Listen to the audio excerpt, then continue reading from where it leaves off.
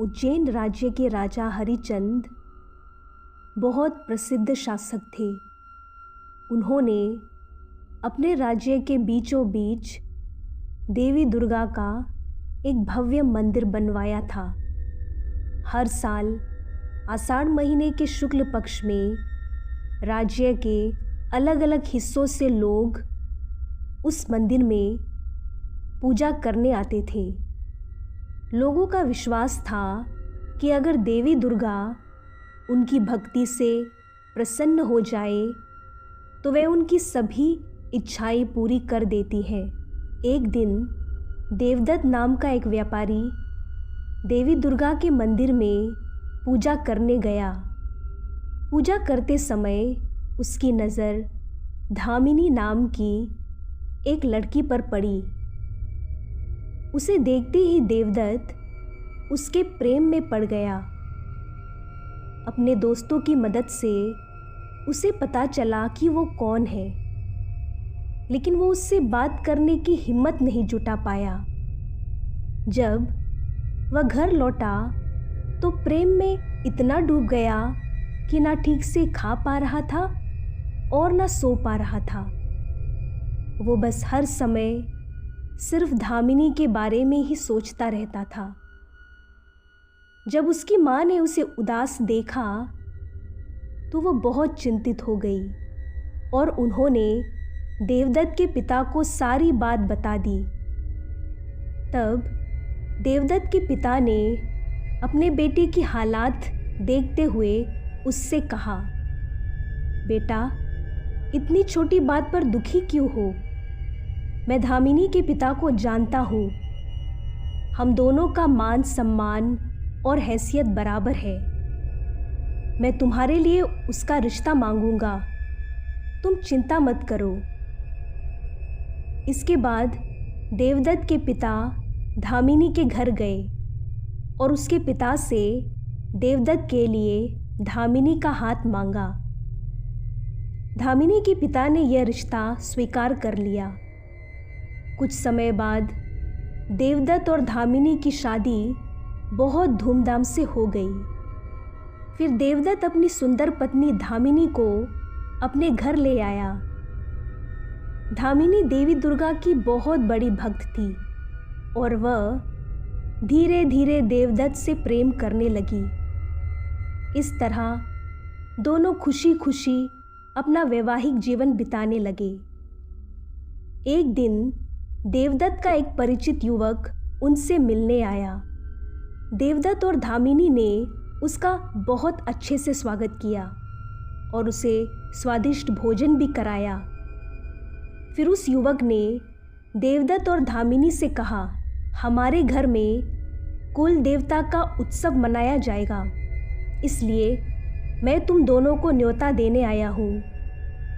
यह सुनकर देवदत्त और धामिनी तुरंत तैयार हो गए। फिर देवदत्त, धामिनी और वह युवक तीनों एक साथ यात्रा पर निकल पड़े। जब वे उज्जैन पहुँचे तो उन्हें देवी दुर्गा का मंदिर दिखाई दिया। देवदत्त ने अपनी पत्नी और उस युवक से कहा, चलो एक बार देवी के मंदिर में दर्शन कर लेते हैं। लेकिन वह युवक थोड़ा रुका और बोला, हम देवी के पास खाली हाथ कैसे जाएं? ये सुनकर देवदत्त बोला, आज मुझे देवी की कृपा से ही धामिनी पत्नी के रूप में मिली है, मैं उनका धन्यवाद कैसे ना करूं? फिर देवदत्त ने अपनी पत्नी और उस युवक से कहा, तुम दोनों यहीं रुको, मैं अकेले जाकर जल्दी से देवी के दर्शन करके आता हूँ। यह कहकर वो मंदिर के अंदर चला गया। वहाँ उसने देवी दुर्गा की भव्य मूर्ति देखी। देवी का तेज रूप देखकर देवदत्त बहुत भावुक हो गया और वो सोचने लगा, लोग देवी को तरह तरह की भेंट और बलि चढ़ाते हैं, लेकिन मैं तो खाली हाथ आया हूँ। मैं देवी को ऐसा क्या अर्पित करूँ जिससे मुझे मोक्ष मिल जाए? फिर मंदिर के एक कोने में देवदत्त ने देवी को चढ़ाई गई एक तलवार देखी। उसने वह तलवार उठाई और देवी को भेंट चढ़ाने के लिए एक ही वार में अपना सिर काट दिया।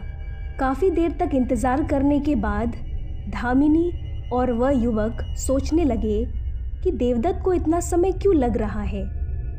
आखिर वह युवक धामिनी से बोला, मैं अंदर जाकर उसे बुलाकर लाता हूँ, तुम बाहर ही रुको। यह कहकर वो मंदिर के अंदर चला गया। अंदर जाकर उसने देखा कि देवदत्त खून से लथपथ जमीन पर पड़ा है और उसका सिर कटा हुआ है।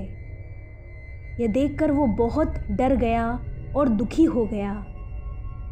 वो सोचने लगा, मैं उसकी पत्नी को ये भयानक बात कैसे बताऊं? अगर वो समझी कि कहीं मैंने ही उसके पति को मारा है तो? घबराहट और दुख में उसने भी वही तलवार उठाई और अपना सिर काट लिया। जब वह भी काफ़ी देर तक बाहर नहीं आया तो धामिनी घबरा गई। वो मंदिर के अंदर गई और उसने देखा कि देवी दुर्गा के सामने उसका पति और वह युवक दोनों के सिर कटे पड़े हैं। अपने पति और उस युवक को मरा हुआ देखकर धामिनी बहुत दुखी हो गई। वो रोते हुए देवी दुर्गा से बोली, हे माँ, आप पवित्र और पतिव्रता स्त्रियों की रक्षक हैं। मैंने हमेशा आपकी भक्ति की है, फिर आपने मेरे पति और उस युवक दोनों को क्यों मार डाला? धामिनी बहुत दुख में थी और उसने भी मरने का निश्चय कर लिया। उसने देवी के सामने हाथ जोड़कर प्रार्थना की, फिर खून से सनी तलवार उठाई और अपना सिर काटने ही वाली थी कि तभी अचानक उसे देवी की दिव्य आवाज़ सुनाई दी, हे बेटी धामिनी, ऐसा मत करो।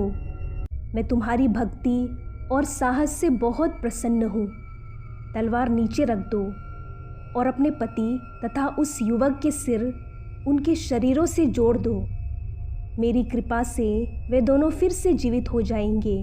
धामिनी यह सुनकर बहुत खुश हो गई। उसने श्रद्धा से देवी को प्रणाम किया और जल्दी से अपने पति और उस युवक के शवों के पास गई। लेकिन खुशी और घबराहट में उसने एक बहुत बड़ी गलती कर दी।